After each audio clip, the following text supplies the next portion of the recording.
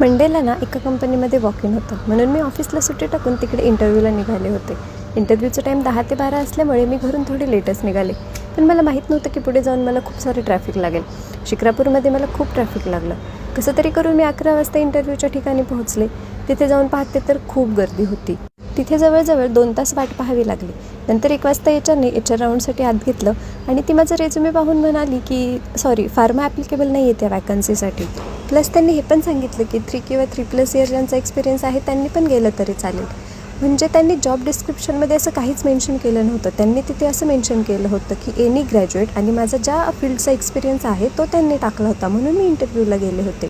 त्यांनी जर डिस्क्रिप्शनमध्ये टाकलं असतं तर मी कशाला माझा दिवस वेस्ट घालवला असता. मग मी लगेच तिथून घरी निघून आले. मला 2:30 वाजले घरी यायला. मग मी झोपून घेतलं कारण विनाकारण मनस्ताप झाला मला. त्यांनी तिथे झालेली गर्दी पाहून हे 2 फिल्टर लावले का मला माहिती नाही. एक तर म्हणजे की फार्मा ॲप्लिकेबल नाही आणि दुसरं म्हणजे की 3+ इयर एक्सपिरियन्स पण नाही पाहिजे त्यांना. हेच जर त्यांनी आधीच डिस्क्रिप्शनमध्ये टाकलं असतं तर एवढा वेळ गेला नसता.